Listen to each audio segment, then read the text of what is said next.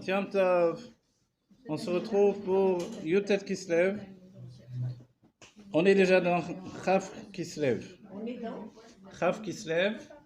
Donc c'est comme Rosh Hashanah. Rosh Hashanah, il y a 2 jours. 2 jours de Rosh Hashanah, c'est-à-dire qu'il y a un jour qui est Makif et un jour qui est Pnimi. On se rappelle, c'est important. C'est-à-dire que le premier jour de Rosh Hashanah, on ne sait pas ce qui nous arrive. On se renouvelle, on renouvelle le roi. Et en renouvelant la royauté, on renouvelle notre lien avec la royauté, mais pas seulement. On renouvelle également toutes ces notions de royauté qui est en nous. Et la royauté, c'est l'expression. S'exprimer. Ouais, le Rosh Hashanah, de manière générale, c'est la royauté. La royauté, c'est s'exprimer. S'exprimer, on en a besoin. Et la royauté, quand on ne sait pas ce que c'est la révélation, en fait. Vous voyez? Parce qu'on dit, tout est créé dans Malchut de Ensof. Et c'est vrai que les Mekoubalim demandent, c'est quoi Malchut de Ensof? On ne sait pas ce que c'est le Ensof, donc Malchut, on ne sait pas non plus ce que c'est. Comment graduer le Ensof, l'infini, pour dire qu'il y a un niveau d'un infini qui s'appelle Malchut. Ok. Et c'est le Rabbi qui répond. Le Rabbi nous dit c'est le niveau de la révélation. Donc en fait, les mondes sont mis au monde, ça s'appelle en hébreu, à l'endroit de la révélation. Donc pour nous, c'est important. C'est-à-dire que quand nous venons dans ce monde, c'est pour nous révéler. Et c'est pour ça, quand on parle de Yutet qui se lève, c'est que l'Admorazaken s'est révélé parce qu'il était venu dans le monde pour ça. Et tout à coup, il y a une accusation sur ces révélations qu'il fait, c'est-à-dire il dévoile à un degré extraordinaire ce qui lui a été enseigné. C'est quoi le degré extraordinaire? C'est qu'il lui a été enseigné de manière kéter, c'est-à-dire très makif, très, on va pas dire superficielle, mais du genre de choses que vous ne pouvez pas saisir, appréhender et donner à l'autre. Et lui a été capable de les capturer, ces enseignements-là, de les intégrer dans l'intellect et de les transmettre. Et ça, c'est une révolution. C'est une révolution du genre qui n'était pas possible. Vous voyez ce que ça veut dire? C'est-à-dire que normalement, cette révolution-là, elle n'est pas possible. Et c'est pour ça qu'il faut une âme impossible, c'est une âme nouvelle, l'Admorazaken.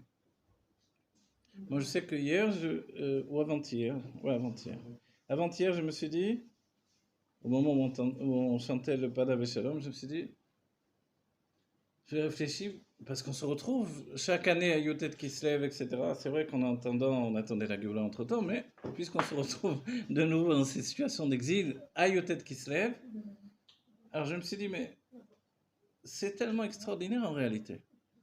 C'est-à-dire que tout le processus de révélation, qui est le but du monde, a été freiné par des tas d'accusations, des systèmes, dans les mondes divins on appelle ça des batédinim, des tribunaux, etc. Les accusations du Satan, les accusations de nous-mêmes envers nous-mêmes, nos propres empêchements, nos complexes, oui. Et tout à coup, l'Admorazaken, lui, il arrive, il n'est pas au courant de tout ce système parce qu'il ne vient pas de l'exil. Donc en fait, chez lui, c'est directement une révélation. Parce que c'est une âme nouvelle. Parce que c'est une âme nouvelle, voilà. Une âme nouvelle, sous-entendu, elle n'était pas inclue dans Adam Arishon, et ça c'est extraordinaire. C'est le genre d'âme, elle n'était pas inclue dans Adam Arishon. Normalement, les âmes nouvelles étaient dans Adam Arishon au niveau de la tête, elles ont fui avant la faute, donc c'est les écrits du Harizal, dans Shara Gilgulim par exemple. Mais l'Admorazaken n'était même pas inclus. Ce sont de genre d'âmes qui vont venir dans la Géoula pour nous enseigner la Torah de la Géoula. Et l'Admorazaken, il arrive, il n'a aucun frein, il n'a aucune rature, aucune rayure sur le disque, rien. Rayure sur le disque. Et sans a priori. c'est un terme que j'ai appris, je me rappelle au 770, j'étais avec mon ami, un ami à moi, très rigolo. Oui, on rencontre quoi, un chassid un peu fou comme ça, gentil mais un peu fou. Il était en train de manger une tablette de beurre comme ça. On aurait pu rester. Ouais, du beurre comme ça. On est resté un peu étonné. Et mon ami il m'a dit, je crois qu'il a fait une rayure dans son disque. Il a un peu juste fait une rayure dans son disque. Ouais. Voilà. Et, bon, ça veut dire ce que ça veut dire. Quoi qu'il en soit, ça veut dire que, en principe, l'âme qui vient la première fois, elle est là pour se révéler. Donc forcément, quand elle intègre des dévoilements qui ont pour but la révélation, elle les révèle. C'est ce qu'a fait l'Admorazaken. On dira presque naturellement, sauf que son naturel à lui, il est de l'ordre du monde de Hatzilut. Et cette révélation qu'il a faite, tout à coup, il y a eu une accusation. On va dire, mais pourquoi il y a une accusation? Puisque lui, c'est son niveau naturel, on va dire. Donc, il ne devrait pas y avoir d'accusation. L'accusation, elle est du fait que la manière dont il a révélé, le monde n'était pas encore prêt pour ça. Et c'est là où c'est vraiment une nouveauté. C'est-à-dire que non seulement il révèle ce qu'ont enseigné le Baal Shem Tov et le Maggid, mais il le fait d'une telle manière que ça devient accessible à tout le monde. Et une autre chose, c'est que ça oblige chacun à s'élever à ce niveau-là. Je vais mettre une pause pour... Voilà, ce qu'on disait c'est important, c'est-à-dire que l'Admorazaken est venu pour révéler. Et la révélation, c'est le mode normal de la construction des mondes, en fait, qui sont construits, enfin qui sont établis dans la Malchut de Ensof, ce qui veut dire, parce qu'on ne sait pas ce que ça veut dire, la révélation de l'infini. Vous voyez? Mais comme l'infini est infini, comment on peut révéler l'infini? C'est là la difficulté. Et l'extraordinaire, c'est que l'Admorazaken est capable de construire une structure intellectuelle qui a la faculté d'exprimer l'infini. Vous voyez? Vous avez compris ce que je dis là? Et ça, c'est extraordinaire. C'est-à-dire, c'est du jamais vu, c'est de l'impossible.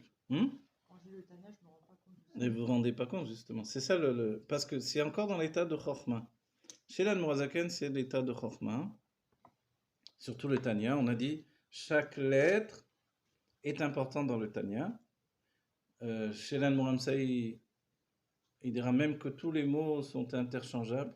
C'est pas grave. Le sens, c'est plus important que le mot, que la lettre, etc.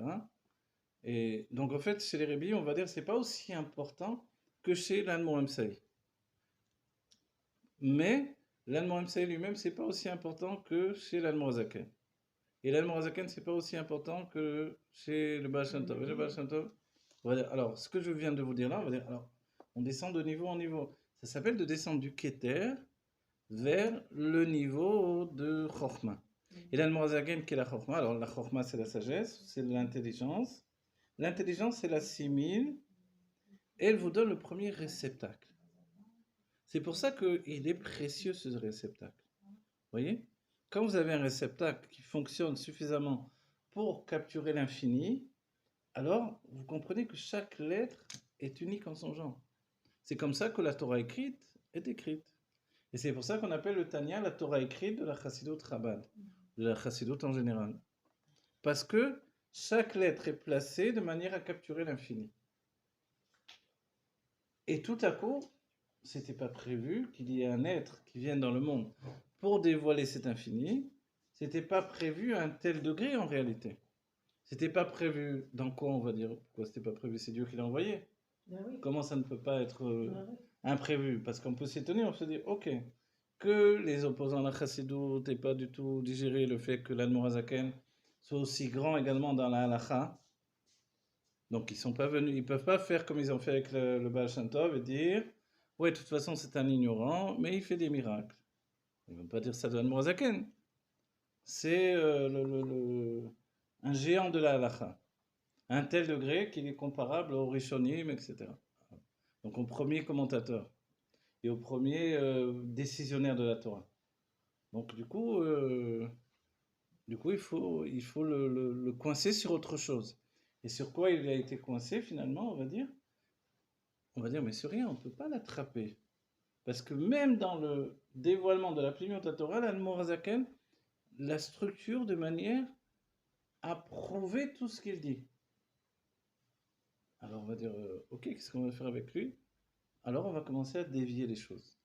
Et si vous étudiez un peu, puisqu'on est dans l'Akdamot du Tanya en ce moment, d'entre la nécessité que l'Admorazaken a eue d'imprimer le Tanya, c'est aussi parce que les opposants à la Chassidut recopiaient le Tanya en introduisant à l'intérieur des faux, des erreurs, vous savez comment ça s'appelle, des déviations. Intentionnellement, les opposants, pour que ceux qui étudient le Tania se disent, mais attends, il y a des problèmes là, qu'est-ce que c'est ces bêtises là? Mais il a imprimé comme ça actuellement aussi? Non, alors c'est pour ça que l'Admorazaken, voyant que sans le vouloir, ceux qui recopiaient faisaient des petites erreurs, et ceux qui le voulaient, justement, les opposants à la Chassidut, les recopiaient. Parce que n'oubliez pas qu'avant, on a eu des siècles entiers où les livres n'étaient pas imprimés. Donc comment on étudiait? Les livres étaient écrits à la main. Il y avait des sofrim. On est habitué de voir des sofrim pour les mésozot, pour les Sifrei Torah. Mais il y avait aussi des sofrim qui avaient la faculté d'apprendre par cœur et de recopier. Rabbi Yehuda, comment il s'appelle, un Nagid, un Chassid, si je ne me trompe pas les noms, mais je crois que c'est ça, il y a toute une histoire sur lui, où il est recopié tellement bien et beau, avec une tellement belle écriture, les livres, que même le sultan qui était en Espagne à l'époque a voulu à tout prix l'avoir à ses services. Donc vous imaginez ce que ça veut dire? C'est-à-dire être capable de recopier les livres à la main. C'est merveilleux. Et c'est comme ça que ça se faisait à l'époque. On faisait ça sur du parchemin. Du parchemin, c'est des claves. Du clave. Ça ne peut pas être Alors voilà, ça ne peut pas être diffusé de la même manière. C'est ce qu'on peut penser. Parce qu'on est dans une époque où on a l'habitude de recopier les choses de cette manière-là.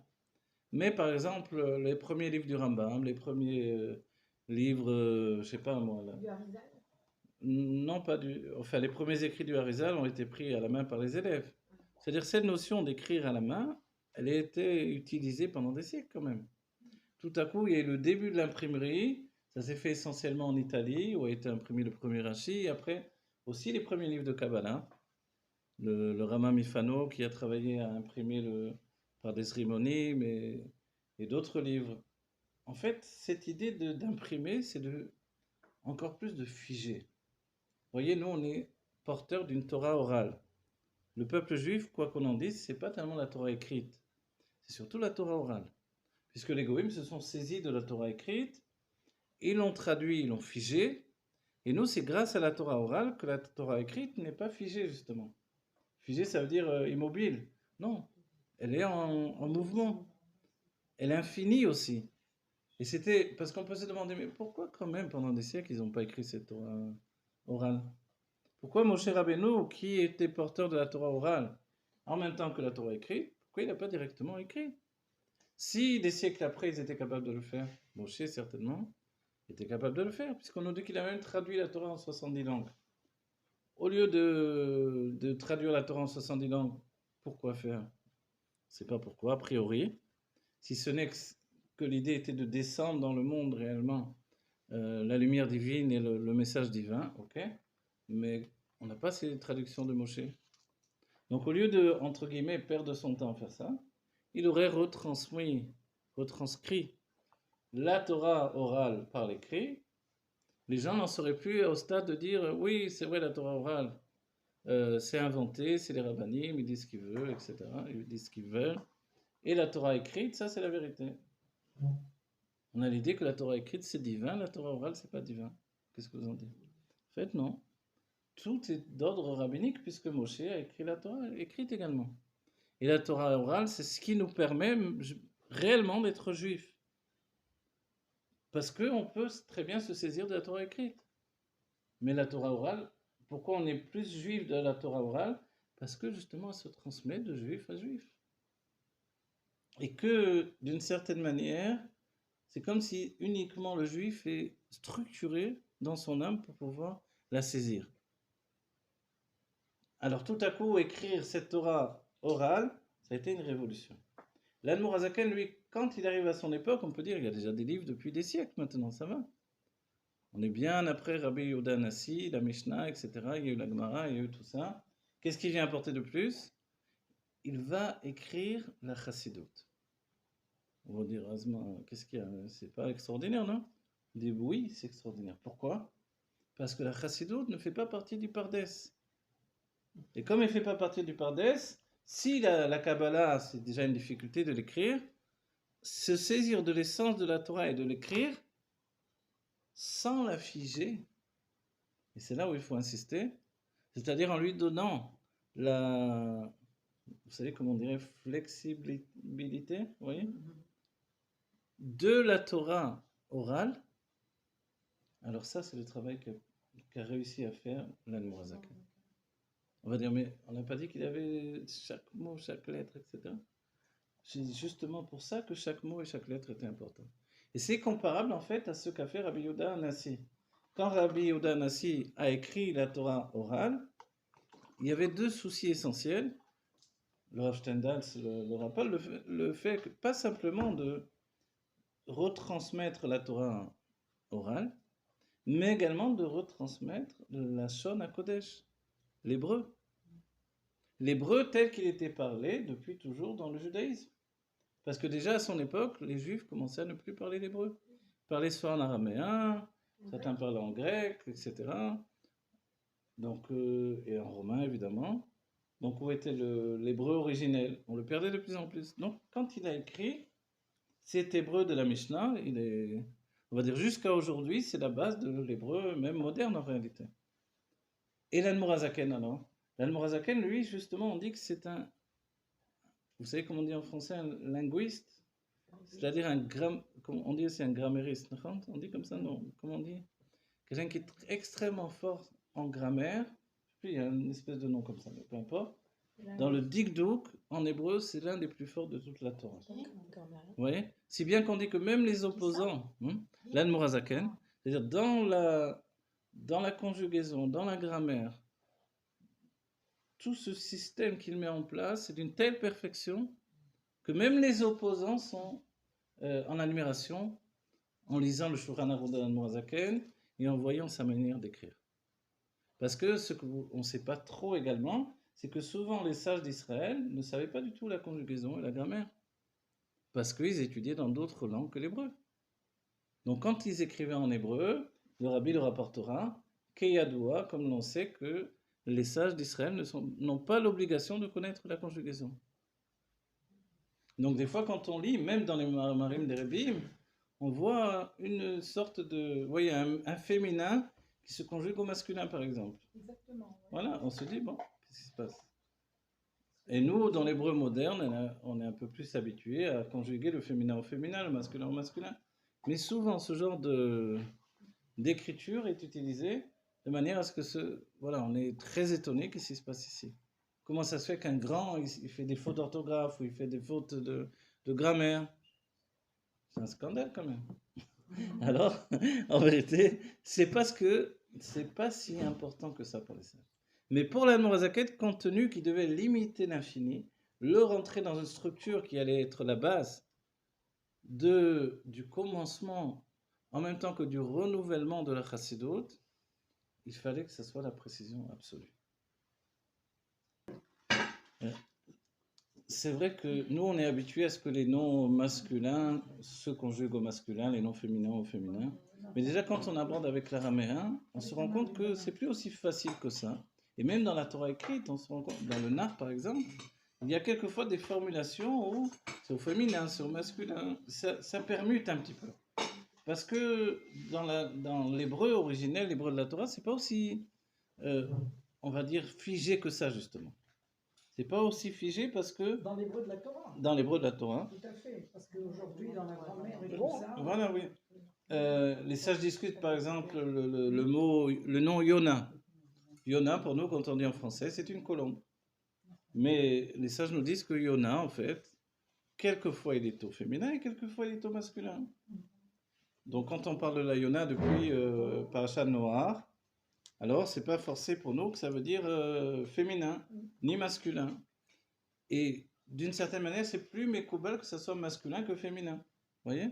Si bien que Yona, c'est reçu comme un nom masculin en hébreu. Mais, comment dire, c'est pas moufra, c'est pas extraordinaire si tout à coup une fille s'appelle Yona également. Vous voyez? Et ça choque pas. Pourquoi ça choque pas? C'est parce que le nom, il est à la fois masculin et féminin, ça dépend des situations. Et il y a pas mal de mots en hébreu qui permutent un petit peu comme ça. Dans le règne animal, c'est chez les poissons, par exemple. Les poissons qui changent, qui sont féminins, qui deviennent masculin, vous voyez, pour diriger, je ne dirais pas le troupeau de poissons, mais voilà, il change de, il change de genre. Et ça, c'est extraordinaire. Quand on fait des choses, par exemple, si vous êtes peintre, Lorenzo, vous êtes peintre, Par exemple. célèbre. Donc, par exemple, peindre le rabbi, c'est peindre l'infini, d'une certaine manière, habillé dans un corps. Nous-mêmes, en fait, on a une âme infinie, Chelek Elokam Imal, c'est le début du Tanya, c'est ce qu'il nous dit d'extraordinaire. Et il rajoute Mamash, c'est la Mourazakin qui a rajouté Mamash. Le terme, on peut peut-être le retrouver, Chelek Elokam. Mais le Mamash, ça c'est Mamash qui veut dire réellement. Une partie de Dieu telle qu'elle est là-haut, ok. Donc, ok, ça c'est accessible. L'âme est en relation avec les mondes divins. Mais il rajoute Mamash. Qu'est-ce que ça veut dire Mamash?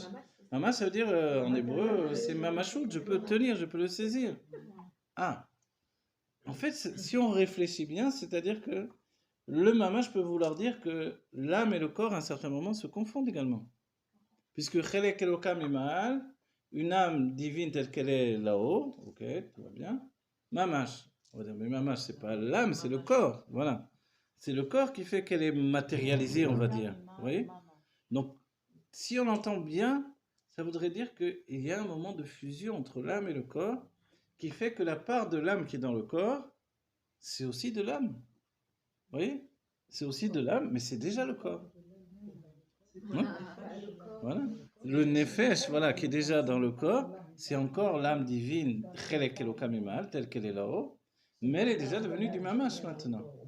Si bien que, même si on n'y croit pas, même si c'est du passé, quand on nous dit le Guéhinnom du froid, l'enfer du froid, du chaud, d'ici, on peut rigoler, on va dire, quel rapport avec l'âme tout ça? L'âme, elle n'a ni chaud, ni froid, ni rien. Donc, c'est des bêtises, on va dire comme ça. Mais peut-être qu'on parle de la part de l'âme qui était dans le corps, et qui a ressenti le froid, et qui a ressenti le chaud, qui a ressenti la fatigue, et qui a... Vous voyez? Alors là, du coup, on se dit, mais alors, quelle différence dans ce cas-là entre cette part de l'âme-là, divine, et l'âme animale? Puisqu'elle ressemble déjà presque au corps lui-même. Donc, est-ce qu'elle n'est pas l'âme animale dans ce cas-là? Est-ce qu'on ne parle pas de l'âme animale? Vous voyez ce que je dis ici? C'est-à-dire que quand l'Admorazaken rajoute le mamash, peut-être qu'il parle de l'âme animale. Et dans ce cas-là, l'âme animale aussi, elle est une part de Dieu telle qu'elle est là-haut. Peut-être l'âme animale, des fois on interprète mal, on croit que c'est l'âme animale, et en fait c'est pas l'âme animale. Ah, bravo, c'est une bonne question ça. En vérité, vous vous rappelez qu'une fois on avait fait un mamar du Rabbi où on avait vu que, en fait, d'un certain point de vue, l'âme divine peut avoir plus de yetzer que l'âme animale. Mais c'est une sorte de yetzer différent. Yetzer en hébreu, le mot,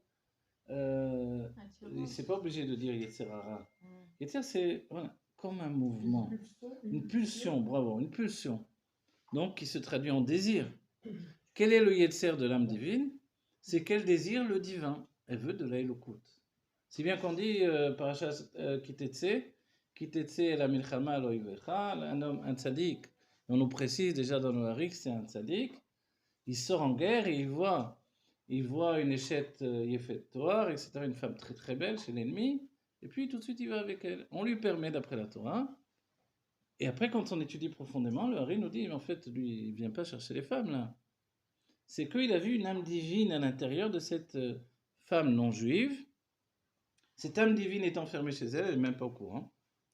Et il va s'unir avec elle parce que lui, il est intéressé pas par la femme, mais par l'âme divine qui est à l'intérieur. Pourquoi il veut l'âme divine? C'est quoi? C'est qu'en fait, l'âme divine, c'est du dévoilement divin. Et si elle s'en fiche et n'en sait rien, lui, par contre, pour lui, c'est de l'or. Vous voyez, comme les hommes courent après l'or, la ruée vers l'or, etc. Pour lui, ça, c'est... Ah, ça, je le veux. C'est-à-dire, c'est une ta'ava du tzaddik qu'on ne connaît pas, nous. À un tel degré qu'il est prêt à s'unir avec cette femme. Mais chez les goïms, il y a l'âme divine aussi. Alors, il peut y avoir chez des goïms, chez des non-juifs, une âme divine qui est endormie à l'intérieur d'elle. Et c'est l'une des réponses que l'on dit, mais les non-juifs, pourquoi ils doivent se réincarner, par rapport au cycle du judaïsme en tout cas, ils doivent se réincarner parce que quelquefois ils sont porteurs d'âmes divines également, mais qui ne sont pas en éveil. Donc c'est pour ça que c'est un goy. Dès qu'il est en éveil, c'est un guerre, un étranger chez les non-juifs. Voilà. Donc c'est pas la même chose. Vous voyez? Du coup, c'est en éveil là. Mais là, comme c'est pas en éveil, le tzaddik il dit, mais moi je suis très intéressé par cette femme-là. Et il commence à avoir une tava, un désir très très profond, qui pour nous apparaît comme un désir physique. C'est-à-dire, elle est très belle, elle est magnifique, et la Torah elle-même lui la décrit comme Eshet Yefet Torah. C'est-à-dire qu'elle est très belle d'après la Torah. C'est-à-dire, mais même la Torah, elle prend en compte qu'elle est belle. Qu'est-ce qu'on s'en fiche de Ouais, savoir que les non-juifs pourquoi? sont Ouais. belles? Non, mais pourquoi en fait? Hein. Parce qu'en fait, elle parle de l'âme en fait. L'âme est belle. Voilà, l'âme divine qui est en elle est belle, mais elle n'en sait rien. Peut-être qu'elle est moche, cette femme aussi. Oui. Mais l'âme divine qui est en elle est belle. Ou alors que, comme l'âme divine est belle, ça la rend belle aussi. Et l'éclat de beauté. Sans se marier, sans rien. Alors voilà, en fait, une première fois, on lui permet de s'unir à la guerre. À la guerre, il y a des choses qui sont permises. Par exemple, un soldat en pleine guerre, il peut rentrer dans une maison où il y a du chazir, du porc, et manger. S'il est en pleine guerre, on ne l'oblige pas à manger kasher. Si c'est à la vie, à la mort, il est en train de se battre pour sauver le peuple juif, par exemple, mais il lui permet de faire des choses qui sont interdites en temps normal, vous voyez. Donc quand nos juifs, nos soldats sont en train de manger kasher, et qui partent au Libanon, etc., dans des situations périlleuses où ils se trouvent, c'est des tzadikim parce qu'ils font au-delà de la loi, c'est des chassidim, quoi. Vous voyez? Parce qu'il y aurait plusieurs situations où ils ne sont pas du tout obligés de... Donc, même s'ils ne mangeraient pas kasher, il n'y a pas du tout à les regarder comme des mécréants, comme on va dire, c'est des tzadikim de toutes les manières. Vous voyez? Donc voilà. Alors, tout ça, ça veut dire que le tzadik, il a une telle ta'ava de Gdusha qu'il veut tout de suite la prendre, la voler. Et vous vous rappelez, il est même écrit dans les écrits du Hari que certains tzadikim qui sont en relation avec la source de notre âme voient que nous, on ne fait pas de tchouva sur un sujet ou un autre, on n'a pas le dévoilement divin que l'on devrait recevoir. La récompense, c'est un dévoilement divin. Alors, ils le prennent pour eux. Ils se disent, mais pourquoi? Mais parce que justement, comme leur âme est en relation avec les nôtres, ils viennent de la même source d'âme, ce dévoilement divin, il est là, il est inutilisé. Ils disent, pourquoi le laisser? Cette lumière divine, moi, je vais en profiter. Et Dieu leur permet d'en profiter. Et normalement, dès que l'on fait tchouva, on doit récupérer ces lumières-là que l'on n'a pas utilisées, et le tzaddik doit nous les rendre. Mais comme les tzaddikim, on vient de dire qu'ils ont une vraie ta'ava, et qu'en fait, le yetzer du tzaddik, là, de l'âme divine, est encore plus grand que celui de l'âme animale, en fait, la plupart du temps, ils ne veulent pas rendre. Ils disent, maintenant que j'ai eu, je me suis habitué, je ne vais pas descendre de niveau, mais avec à le prendre avant. Tzaddik, c'est tzedek. Hein? Le dévoilement divin que un juif n'a pas fait de tchouva, il était prévu qu'il fasse tchouva, il s'est laissé aller à ne pas faire tchouva. Ça se passe comme ça dans le monde actuel. Ça se passe même comme ça s'il y aurait des tzadikim. Il y a peut-être des tzadikim cachés, mais disons que du moment qu'il y a des tzadikim, ça fonctionne comme ça. Mais le monde est obligé de tenir par des tzadikim. Alors aujourd'hui, Vamer Kulam tzadikim. Aujourd'hui, nous sommes les nouveaux tzadikim. Voilà. Alors, j'ai pas compris. Si la personne ne fait pas de chouva, alors le tzaddik qui passe par là, il fait quoi? Le tzaddik, hop, il prend la récompense qui devait revenir à la personne. La récompense est une lumière divine, des bienfaits, une élévation de l'âme. Hop, il le prend pour lui. C'est une notion tout à fait nouvelle. On n'a jamais entendu parler de ça. Ah, ben voilà, alors. Oui, je vous en prie. Oui. Si on revient à ce sujet-là, dans le pshat, le tzaddik, le tzaddik qui sort en guerre, il n'est pas obligé, s'il a peur, il ne sort pas, etc. Des tas de raisons où on voit qu'il ne va pas sortir. Et ce ne sont pas des guerres pour défendre la terre d'Israël, mais pour rajouter dans les territoires d'Israël. Donc, ce n'est pas une milchamat chova, on va dire, c'est reshout, vous voyez? Ok. Mais dans le pshat, il est que, comme il est en guerre, en situation périlleuse, il voit cette femme, il est pris par son yetzer, le Rashi nous dit, la Torah lui permet de la prendre, parce que sinon, il aurait pris de toutes les manières. Donc c'est le nom du pshat, quoi. Ça, c'est le pshat, oui. Voilà. Donc, il peut s'unir avec elle sans mariage, une première fois. D'accord? À la base, souvenez-vous que si un juif s'unit avec une non-juive, il n'y a pas eu un mariage, justement, d'après la Torah. Oui? Donc, s'il n'y a pas eu un mariage, ce n'est pas considéré comme un mariage. Ok. Pour s'unir la deuxième fois, par contre, il a besoin de la rapporter chez lui, de se marier avec elle et auparavant de la laisser, toute la situation. Mais on souligne, on va dire, mais attends, mais j'ai pas compris techniquement comment il fait rentrer cette âme qui est dans cette femme, il a fait rentrer chez lui. Alors, c'est là où le Zohar nous dira, enfin d'après le Zohar, Rucha Sheshavik la Baala, comme il fait rentrer son âme en elle par sa semence, il met un réservoir d'âme qui est un rajout. L'idée, c'est que il rajoute son âme à lui, à cette âme de cette femme-là. Il va grossir l'âme pour provoquer chez elle un état de passage de non-juif, goy, à guerre, étranger. Quel est ce passage-là? C'est que tout à coup, elle se rend compte que... Mais qu'est-ce que je fais là au milieu des non-juifs, là? Je peux plus supporter, c'est des étrangers pour moi, je peux pas, c'est pas... Et là, quand elle est dans cet état-là, elle dit, moi je veux ton Dieu, je veux ta Torah, elle parle à son mari, cet homme-là, donc. Je veux ton Dieu, je veux ta Torah, je veux être ta femme, je veux... Ok, alors là, on lui dit, il la met à la porte de sa maison, ok. Donc, du moment qu'elle accepte de rentrer dans le judaïsme, on la laisse rentrer. Mais on va dire, mais le tzaddik, il n'avait pas une arrière-pensée derrière tout ça, peut-être? L'arrière-pensée, c'est que peut-être qu'elle ne voudra pas, finalement, accéder au mode de vie du judaïsme. Elle préfère rester libre dans le monde des non-juifs. Dans ce cas-là, il la renvoie. Pas de problème, tu veux pas? Avec plaisir, tu t'en vas. Et quand... J'ai changé de planète là depuis. C'est plus en temps de guerre, ça? Et oui, c'était en temps de guerre et c'était à l'époque, Le c'était pas dévoilement forcément divin, il attend, maintenant. alors. C'est comme maintenant. Et quand il la renvoie, le dévoilement divin, lui, reprend la part de l'âme qu'il a mis au-dedans d'elle. Et en même temps, c'est comme un hameçon, il tire avec ça son âme, l'âme divine qui était dans cette non-juive. Puisqu'elle a renié son judaïsme, alors elle peut s'en aller. De nos jours, pour les tzadikim, ça pourrait se faire. Il n'y a pas de différence pour les tzadikim. Mais pour les juifs, pour monsieur tout le monde, évidemment, c'est plus tellement utilisé.